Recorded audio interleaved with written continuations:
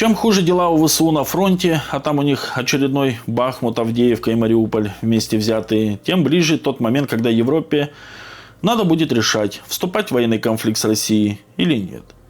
Пока все идет к тому, что между миром и войной европейцы выбирают войну. Маховик противостояния – дело такое. Стоит его только запустить, и вот он уже крутится сам, без оглядки на твои желания. Как пишет Financial Times, прямо сейчас в рамках совместной работы Еврокомиссии и НАТО прорабатываются вопросы военной логистики на случай военных действий на Востоке. Европейская комиссия работает в тандеме с властями стран и НАТО над координацией совместного использования грузовиков, железнодорожных вагонов и паромов, которые смогут перевозить танки и тяжелую артиллерию через континент в случае войны. По словам 3 чиновников, в Еврокомиссии обсуждают идею предоставления властям стран доступа к общим ресурсам военной мобильности, которые позволили бы перебрасывать армии через территорию блока, если Россия вдруг продолжит свой путь войны за пределами Украины. В следующем месяце Еврокомиссия озвучит предложения по улучшению транспортной инфраструктуры и таможенных процессов блока с целью сокращения срока, необходимого армии для пересечения территории Евросоюза, отмечает Financial Times. При этом всем, даже самым закоренелым милитаристам в Европе становится очевидно, что вести войну в случае ее начала европейцы будут без участия США. Примерно так, как без США сегодня воюет Украина. То есть в том, что касается разведки, военной инфраструктуры, линий связи и даже военного планирования, Штаты наверняка будут вовлечены, но непосредственно на поле боя американских войск мы не увидим. При этом американцы с радостью продолжат вооружать Европу за ее же счет. За счет кредитов или прочих обязательств, не обязательно финансовых, со стороны европейцев. Как сообщил на Медне постоянный представитель США при НАТО Мэтью Уитакер, Вашингтон уже в ближайшие месяцы готов продать Европе оружие на $2 миллиарда для последующей передачи Украине. Кстати, за текущий год администрация Трампа выделила Киеву вооружение на сумму около $800 миллионов, вне механизма ПУРЛ по продаже оружия Украине за европейские деньги. И даже несмотря на то, что эти суммы не идут ни в какое сравнение с масштабными пакетами военной помощи при Байдене, когда, например, в апреле 2024 года из выделенных для Украины, Израиля и Тайваня $95 миллиардов Киеву досталось аж 68 миллиардов. Тут скорее важен четкий сигнал, мол, воюйте, воюйте, мы вас не бросим, только покупайте оружие.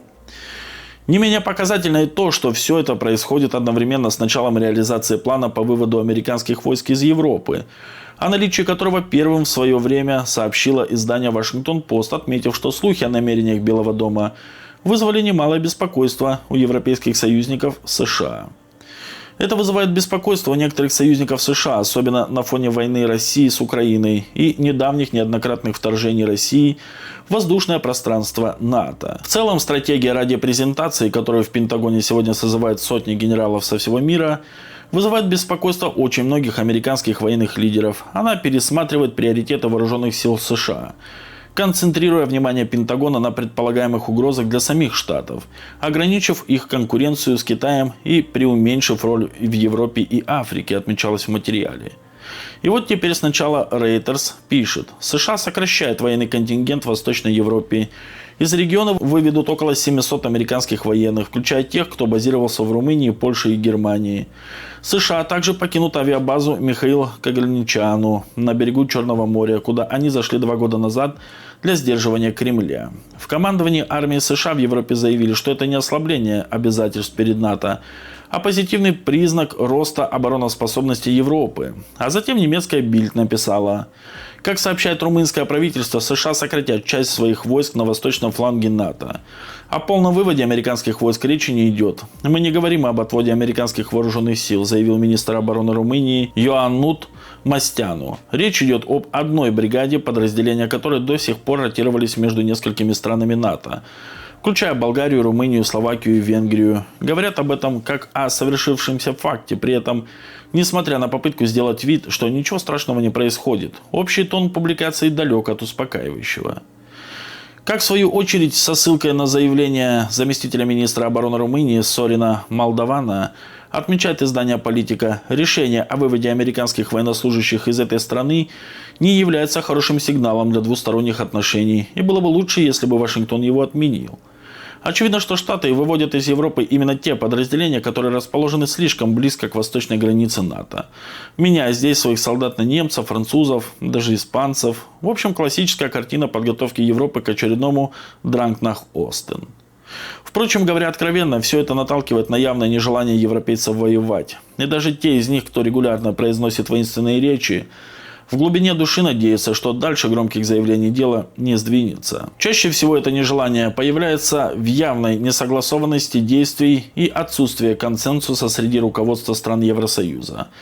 По какому бы вопросу ни начинался спор, изъятие наших ЗВР, размещение на Украине воинского контингента НАТО, передача Киеву отдельных видов вооружения и даже вступление Украины в Евросоюз, каждый раз находится кто-то, и зачастую это очень разные страны, кто выступает против. Кажущееся нам привычным русофобской и проукраинской единодушие Европы тоже на самом деле штука довольно эфемерная. И вот что в этой связи хотелось бы отметить. Мы часто сравниваем новый поход европейцев на Россию, к которому, как уже было сказано, они действительно готовятся с временами Гитлера, Наполеона или другими случаями военного столкновения русского государства с силами коллективного Запада. Но на самом деле между тогда и сейчас есть принципиальная разница, которая может сыграть в нашу пользу.